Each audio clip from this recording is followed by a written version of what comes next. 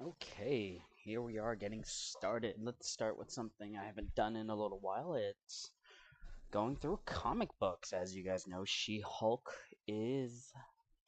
Oh, wait, I gotta start streaming. Go live. Hello, everybody. Ciao, and all that fun stuff. So, here's something I haven't done in a little while. It is reading through comics, which today, again, is going to be She-Hulk, because that is coming out soon. So, we're going to take a gander at this.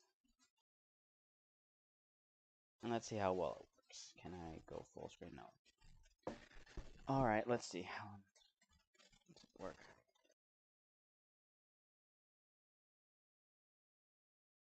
Uh,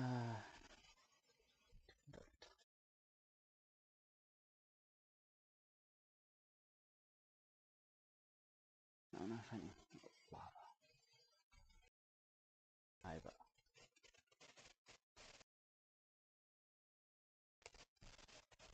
Fire.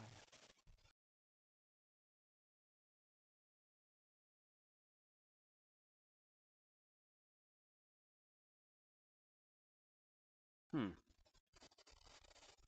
Wait, who punched who? This is confusing right here, this scene. But, okay, let's just move on. So far, I guess, in the story before up to this, She-Hulk met with, I guess, Jack, who is this other superpowered being who apparently died but came back. And okay, let's see.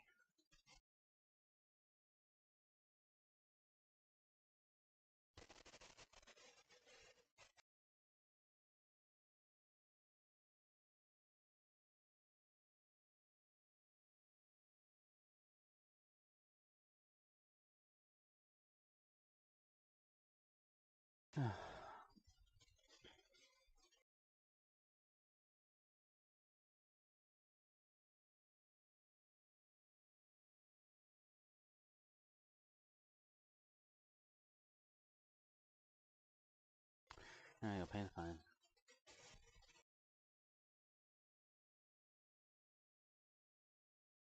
That one's part of all my.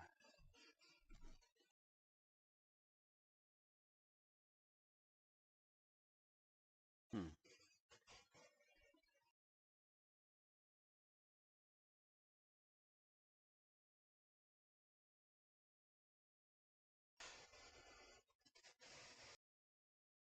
Okay.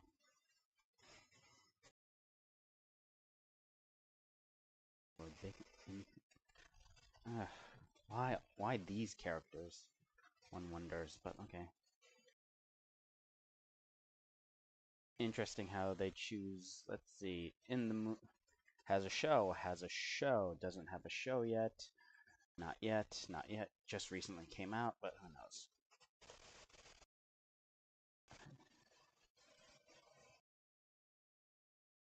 And well, let's see. Discreet. Maybe not him. Definitely him. Probably be able to him. I don't know who's that guy or that one or. I mean, Buckethead. I don't know.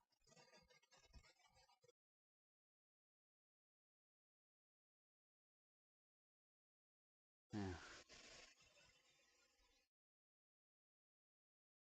Oh yeah.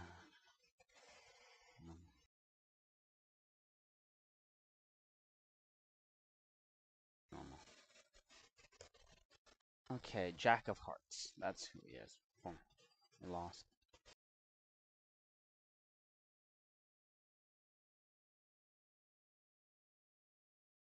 Detective work.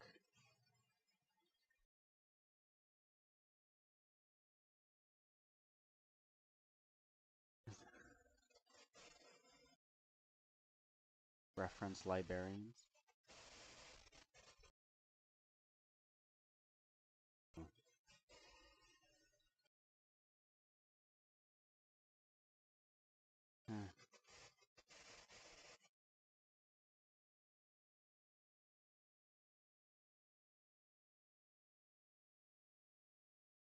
Custom not to serve galactic. Wait, didn't he? Didn't Silver Surfer stop serving? It's irrelevant at this point, you know. just enjoy it, the ride.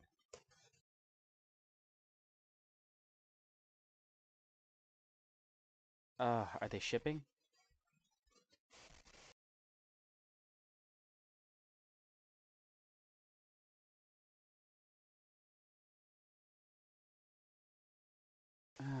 Right here, the transition between this scene and this scene, it's a little jarring, but no worries.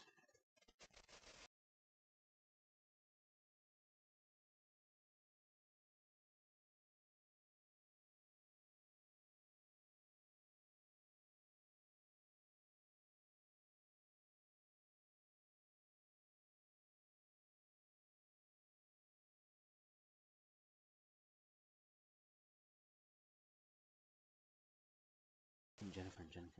He has to be a clone. I mean, this is a standard clone plot, right? They have the one thought and they dead set on it, and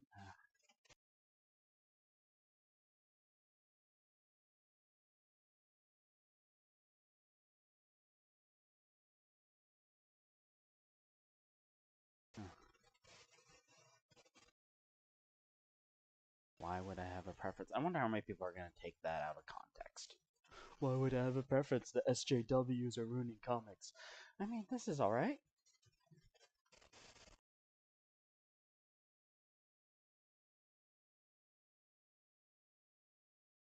Mm.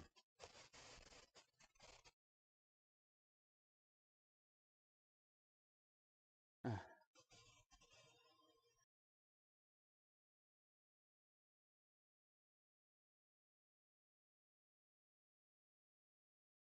okay, that was a slow burn, to be honest, but that's fine. Sometimes you want slow burns. Let's see what's next. Oh, George Perez, rest in peace.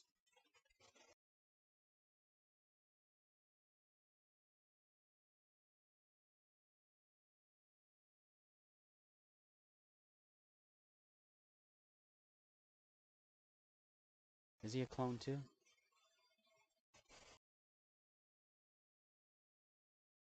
Jack of Hearts stole the tarts.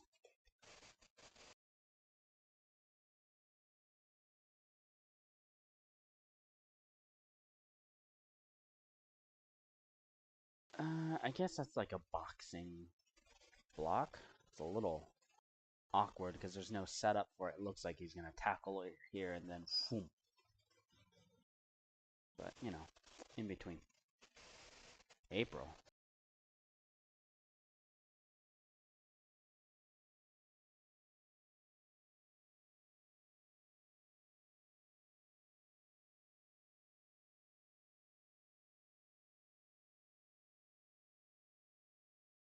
King of Hearts, he called for the tarts.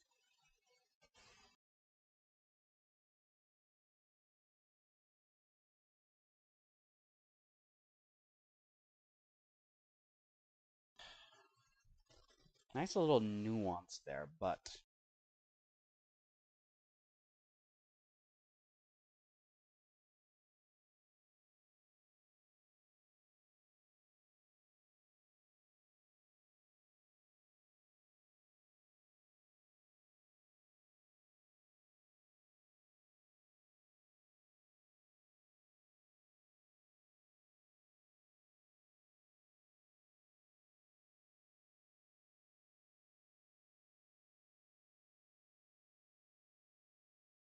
mm, it's a trap.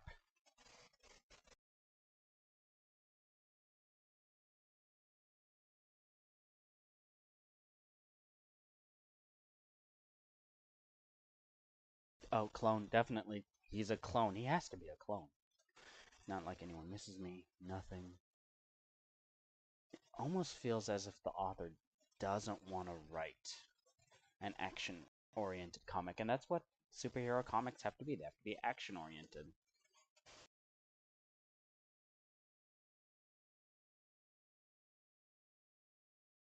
Ooh, shipping vibes.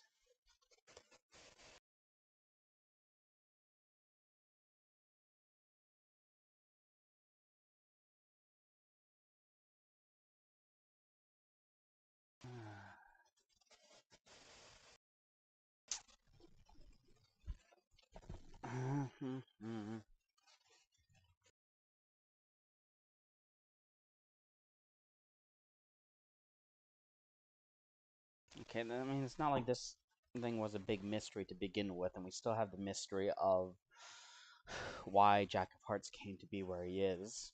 A little bit on the confusing side, but again, you know, this comic isn't bad. It's just hard to put a finger on it. It almost feels as if the author wants to write a different kind of comic, but because Marvel has these characters, she has to use these characters.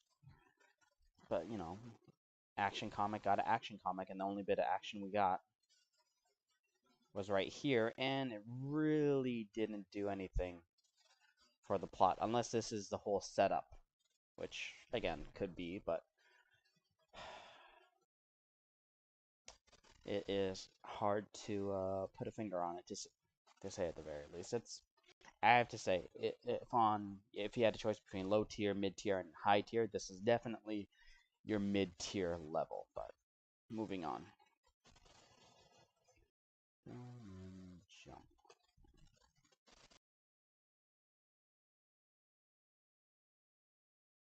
Can I go on Manga Plus?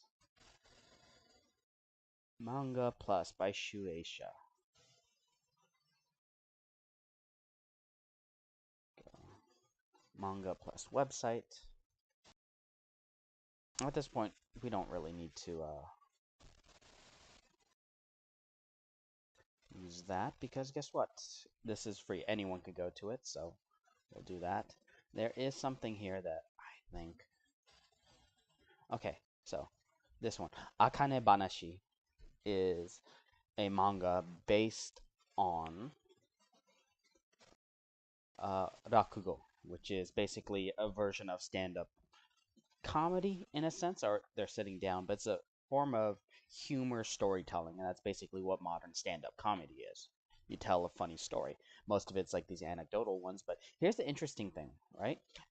This right here is something that you definitely won't see. There's no American equivalent to this comic.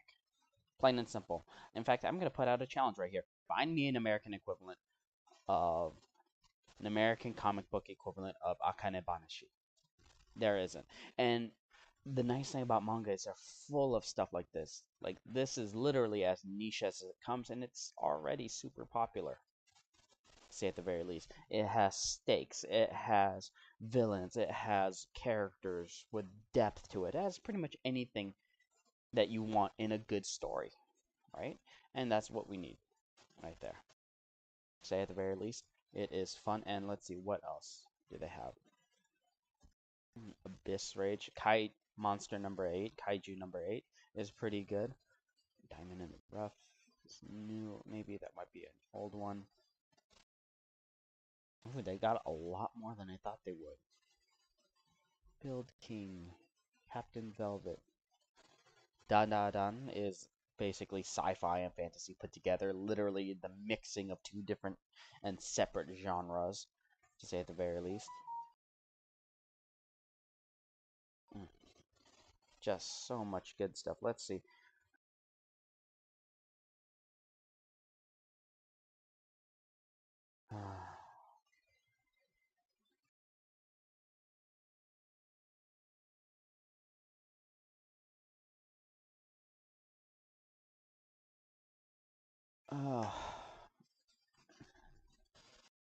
Okay, let's look at some other stuff, shall we? TikTok. Look through TikTok. What are we supposed to do in order to know that we are covered by the blood of Jesus and saved by Christ? A lot of Christians nowadays especially like to focus on verses like John 3:16 that say that if you believe, you will be saved. Hearing these verses, a lot of Christians say, well, I believe in Jesus and now I can live however I want to, but that isn't exactly true. Think about it like this. If you genuinely thought that your car was unsafe to drive, would you really get behind the wheel and drive the thing? Yes, people do drive unsafe vehicles. Have you ever been on a freeway? There's always some person with a janky car because they got into an accident. And even before cars were deemed safe, all cars were pretty much death traps before, regulations got in the way and made them safer, right? So, yeah, people do. So this point that she's trying to make isn't exactly a very good point. The thing? You probably wouldn't because our beliefs influence People the way do. that we live our lives. The Bible in a continues sense, in yes, but it's Matthew not just that. 7:21 by saying, "Not everyone who says to me, 'Lord, Lord,' will enter the kingdom of heaven, but the one who does the will of my Father who is in heaven." Yeah, but that kind of is super seated by the fact that the only thing that you need to do to get into heaven is to accept Jesus Christ into your heart. That is the, like, number one thing. This is kind of like, I don't know. I mean, they might say you have to do all of it all at once, but, you know, what if you believe that it doesn't? As long as you got the main bit. It's kind of a big loophole, and it pretty much goes back to their circular reasoning in that, hey, why do you believe this is true? Because the Bible says so. Why do you believe that the Bible is true? Because I believe it, and it just goes on and on. It's as uh, Christopher Hitchens once said in his book, it's religion a la carte. I get to choose what I want to believe in, that for it makes it my religion. And that also leads to the no true Scotsman issue or fallacy. How do you know which version of Christianity is the true version of Christianity? There's really no way for them to discern that one version is truer than the other, right? Clearly, people who say, "Lord, Lord," believe in Jesus. But if there's no action behind our belief, is it really belief? And in no way am I saying that we are saved through our works, because we're not. We are saved by faith. The Bible also See, says, right there, faith, right there. If your faith in your belief is, that's the important thing, right? Not intent, it's faith. So that kind of negates everything that she said earlier. So, you know, she may feel like I mean, I know she feels like she's doing the right thing and she is just trying to spread the good word, but to be honest, all she is doing is repeating talking points to people, and other people are just affirming that, and that's all she is. And it's just this bubble that she's creating where any sort of criticism that is brought up is basically ignored, plain and simple.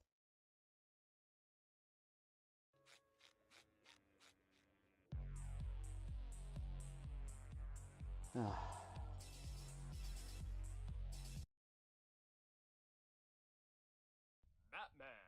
I am vengeance. I am the night. No. Superman. A comic Drake. Ugh. It's not really a me stream if I'm not dumping on comic Drake.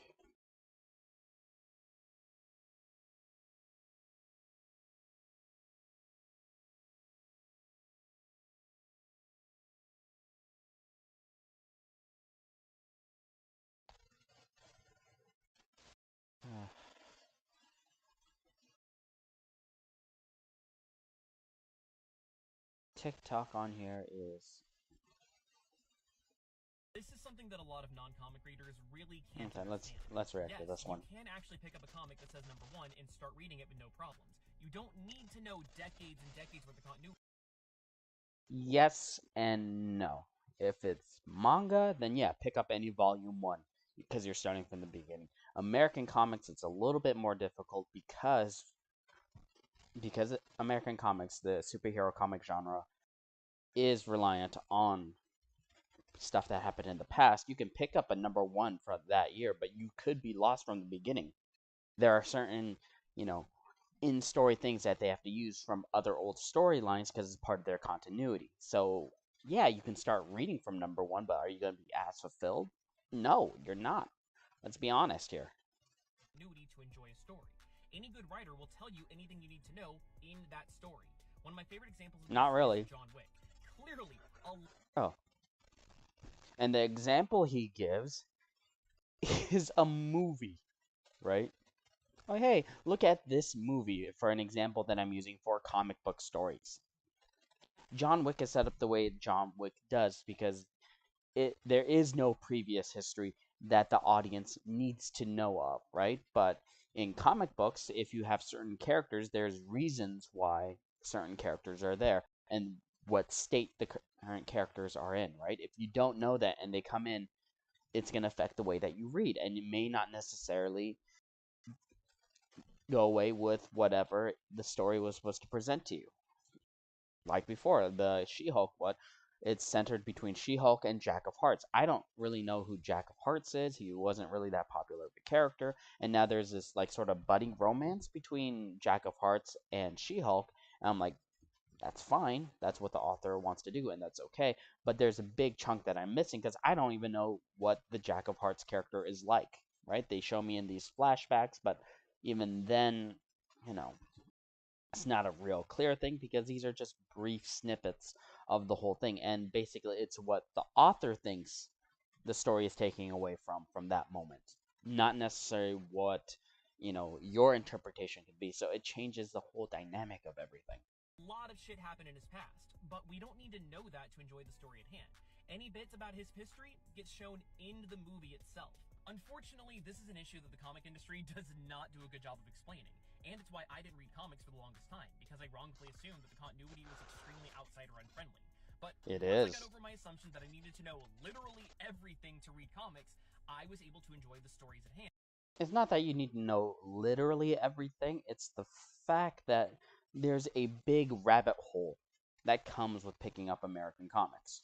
You can pick up whatever, but you realize that as you go down and let's say you like a certain character, Miss Marvel, Kamala Khan, right? Are fairly new ones, but let's say Spider-Man, Iron Man, and you go through their history, oh my gosh, that is a big rabbit hole that do you feel like putting in that much time? It's basically, do you want to go through that much baggage to enjoy this character?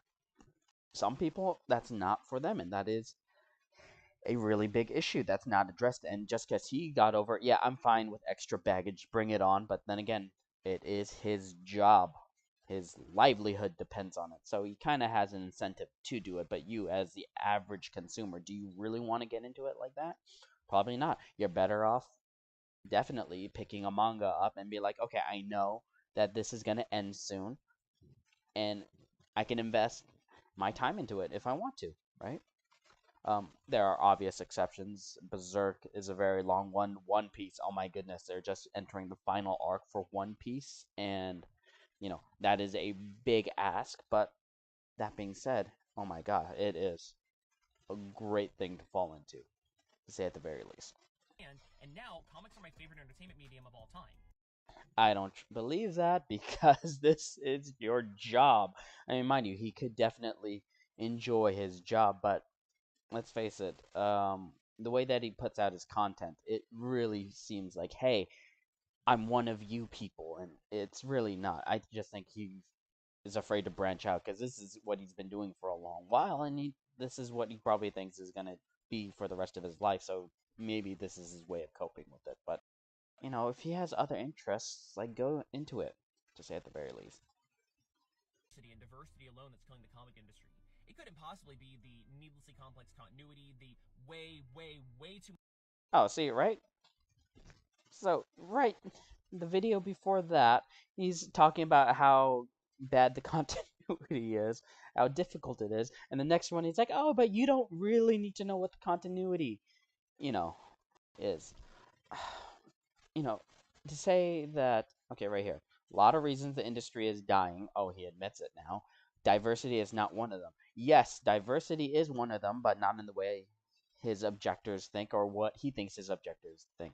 American comic books, you have a choice between superhero comics and a couple of indie titles at most, right? And most of those indie titles cover superhero genre stuff. So if you don't like superheroes, then oh my gosh, you're not going to like American comics because there's not a lot of comics that go outside that genre. Boom Publishers has a couple, right?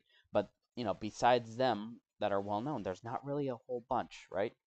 So unless you're going to go out of your way to look for indie comics, right? And, you know, you're not going to simply go to it, right?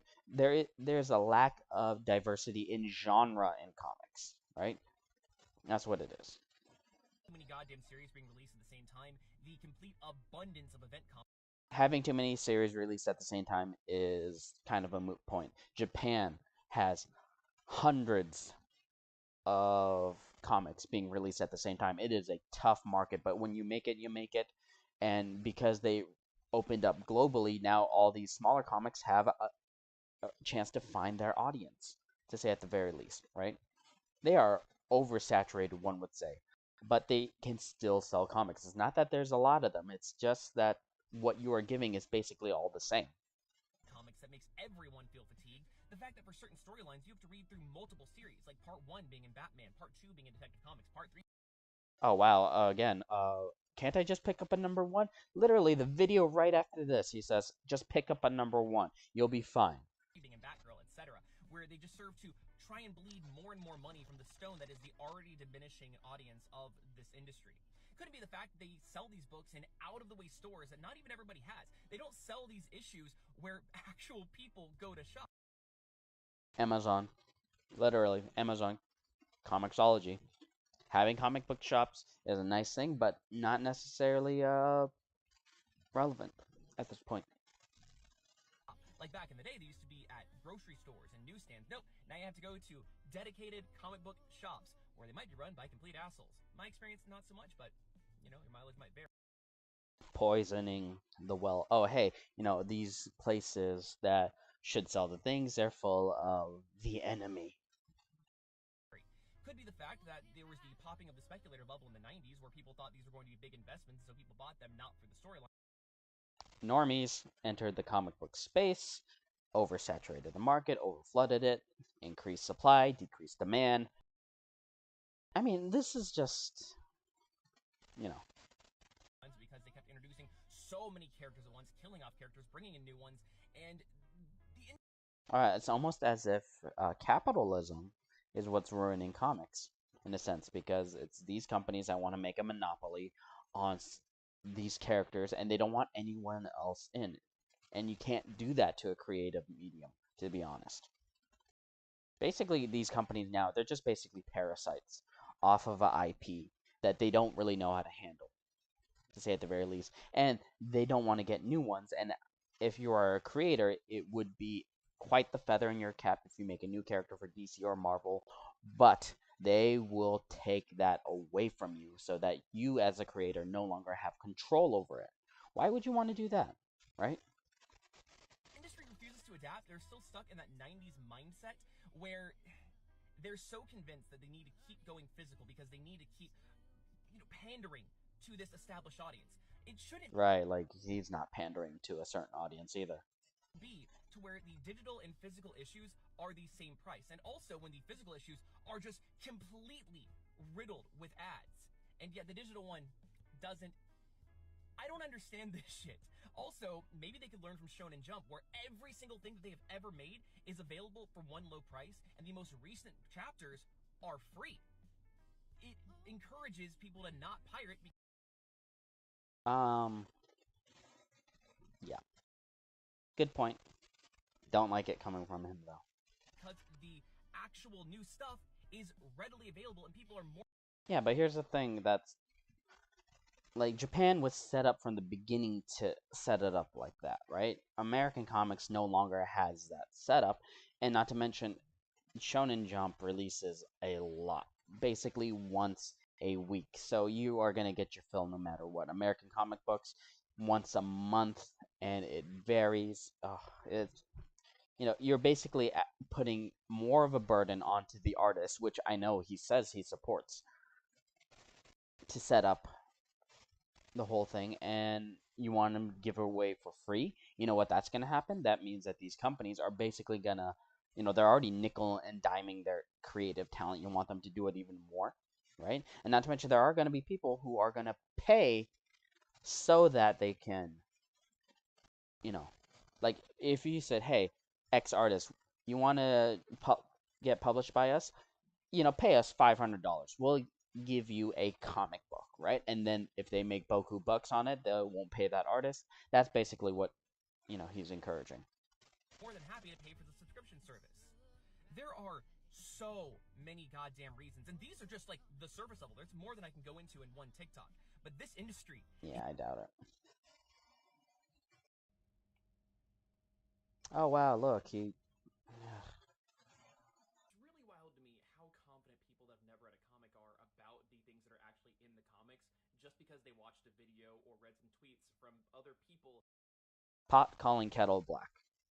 I'm pretty sure he has read comics, but he doesn't read the comics the same way. Like, if you compare him and Casually Comics, right? I did a YouTube video on it. If you want to go to my YouTube channel, then that'd be great for my analytics. Not really too invested, but if you compare the way that he covers Power Girl and the way Casually Comics covered Power Girl, there is a difference. And you can tell who actually enjoys their stuff because guess what? Casually Comics will talk about these little things. She goes off on these little tangents about this is what I liked about it. Isn't this crazy, right? I am reveling in the ridiculousness. And he goes off trying to preach at, I like boobs, but boobs need to be covered up because boobs bad. Essentially, I know it's an oversimplification of his views, but that's basically what he is. Just done with it, man. I have a question for anybody who makes. Okay, let's see. What do we got?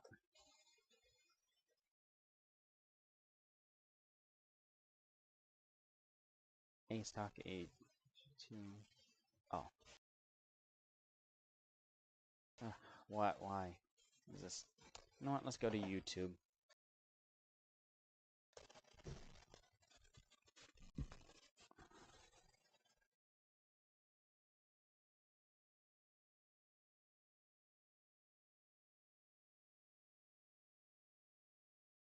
See what Comics by Perch has to say. Quality content that's woke. Changing things to screw people. Royalty, they've always screwed people out of royalties.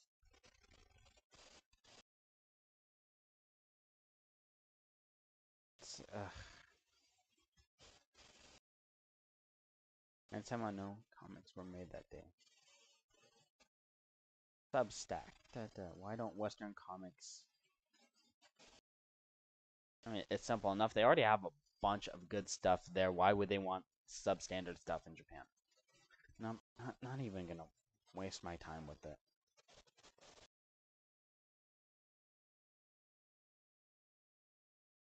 More DC shows on the chopping block.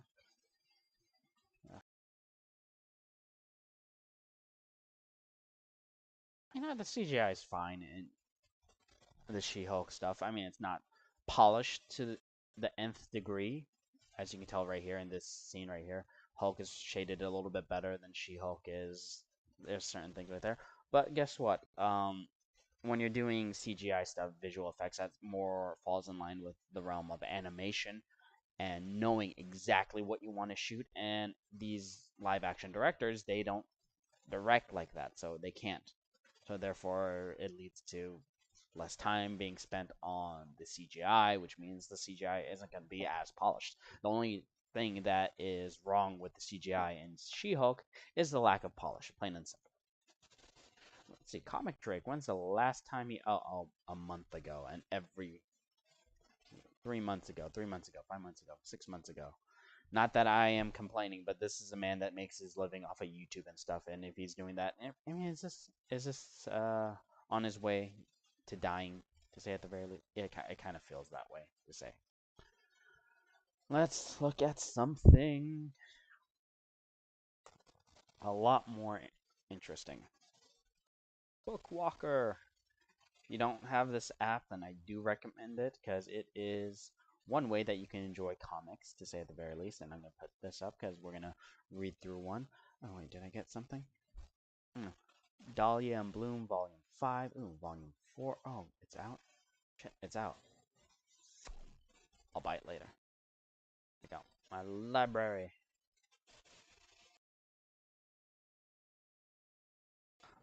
Unread. Eden 0. Okay, this is another thing. Right here, right?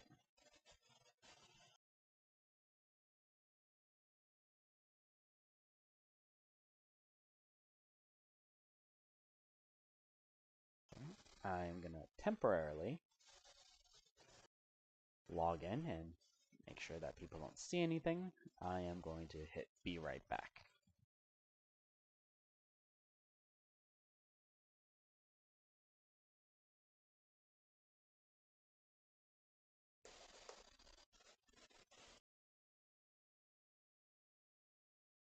Okay.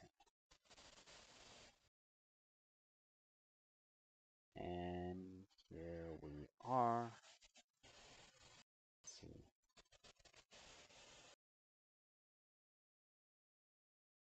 I'm going to read through this book, or just the first couple parts of it. I think one YouTuber who will greatly enjoy this is the YouTube personality Murphy Napier. Witch Hat Atelier, right? By Kamome Shirahama.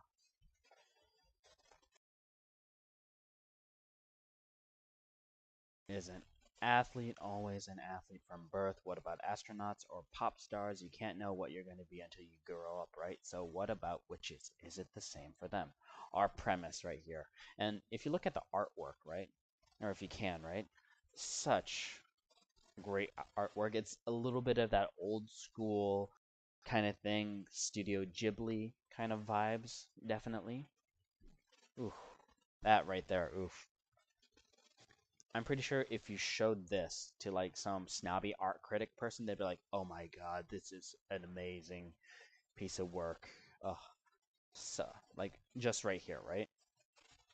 And then they see this and be like, "Oh, manga," and they're gonna be, but oh my god, so good. Shuba. Swoosh. Here's the thing that Japan has as a language that is a advantage over English is that they have an onomatopoeia sound for everything. They don't have to make stuff up, which makes it so much better. Like right here. Sapa, sapa, sapa, sapa. That's the sound of scrubbing, right? So it helps sells the thing.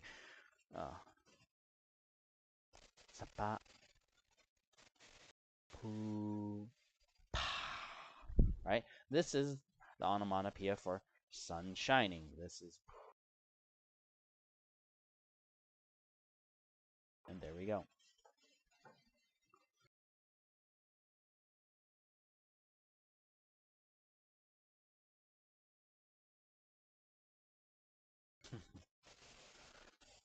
Oh, that's so cute.